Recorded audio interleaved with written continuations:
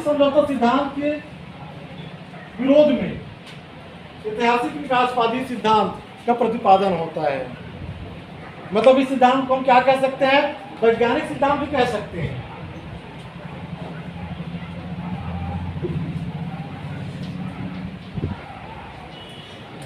वैज्ञानिक सिद्धांत कह सकते हैं। क्यों कह सकते हैं?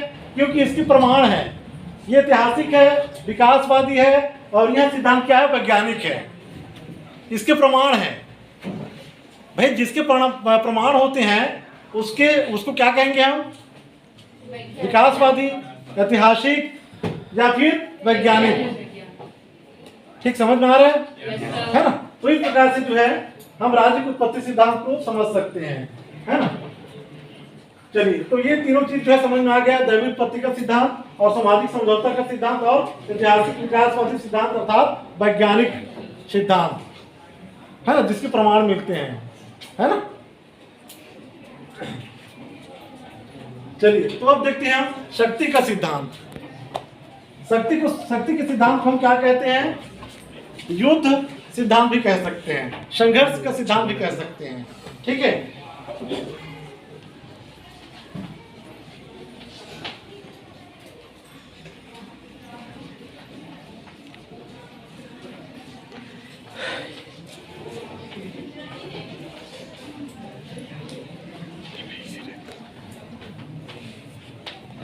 है ना?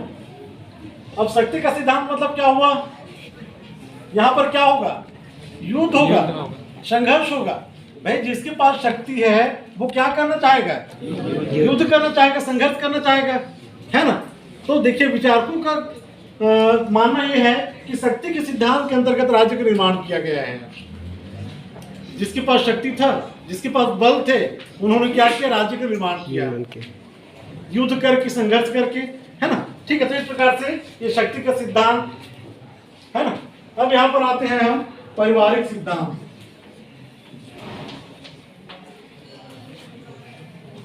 इसको भी समझ लीजिए, पारिवारिक सिद्धांत क्या होता है। देखिए, प्राचीन समय में, है ना भाई, मानव जो है एक जगह तो विराजमान नहीं होते थे। मतलब वो जो है जंगलों में विचरण करते थे। ठीक है भाई, तो धीरे धीरे उनमें क्या आया? परिवर्तन आया। मतलब वो विचार करने लगे, सोचने लगे, है ना? तो वो जो है इधर उधर विचरण करने वाले मानव जो है एक जगह रहने लगे, है ना? और एक जगह रहने लगे, उसके बाद फिर क्या हुआ?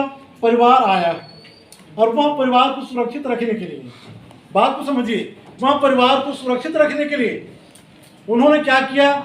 राज्य का निर्माण किया।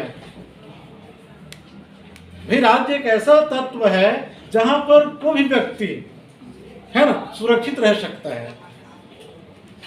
अपने सर्वांगीण विकास के लिए उन्होंने क्या किया? राज्य का निर्माण किया, विकास किया। समझ में आ रहा है सारी चीजें, है ना? तो इस प्रकार से जो है राज्य की उत्पत्ति के सिद्धांत के अंतर्गत हमने देखा दैवीय उत्पत्ति का सिद्धांत, शक्ति का सिद्धांत, पारिवारिक सिद्धांत, सामाजिक समझौता का सिद्धांत और ऐतिहासिक विकासवादी सिद्धांत अर्थात वैज्ञानिक। अब सब लोगों का यह मानना है ना? ठीक है, ऐतिहासिक परिवर्तन होता गया, है ना? ठीक है, परिवर्तन होता गया मतलब विकास होता गया। विकास की उपज है क्या? राज्य, है ना?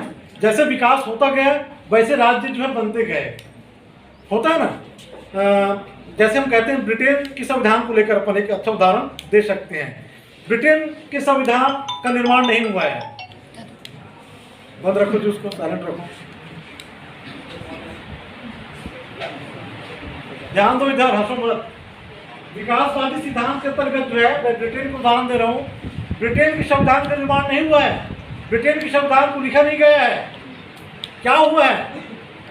विकास की उपज है, परिवर्तन होता गया और वैसे संविधान बनता गया। ब्रिटेन की संविधान, हमारे भारत के संविधान को तो लिखा गया है, उसके प्रमाण मिलते हैं, लेकिन ब्रिटेन की संविधान को का प्रमाण कहीं नहीं मिलता, क्योंकि वहाँ किसकी उपज है? विकास की उपज है, परिवर्तन की उपज है। ठीक वैसे ही कुछ विचारकों का यह मानना है कि वह ऐतिहासिक विकासवादी सिद्धांत अर्थात वैज्ञानिक दृष्टिकोण के अंतर्गत जो क्या हुआ? राज्य का निर्माण हुआ।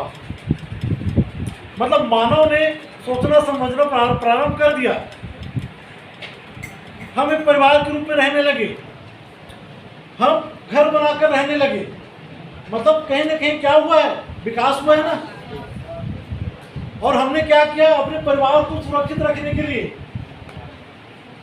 अपने परिवार को सुरक्षित रखने के लिए हमने क्या किया, राज्य का निर्माण किया है। ठीक है, तो इस प्रकार से जो है राज्य की उत्पत्ति के सिद्धांत की कुछ बेसिक जानकारियां, इसी के माध्यम से जो है क्या हुआ, राज्य का निर्माण हुआ। ठीक है, इसी के माध्यम से राज्य का क्या हुआ, निर्माण हुआ। ये बेसिक जानकारी है, विस्तार से हम देखेंगे।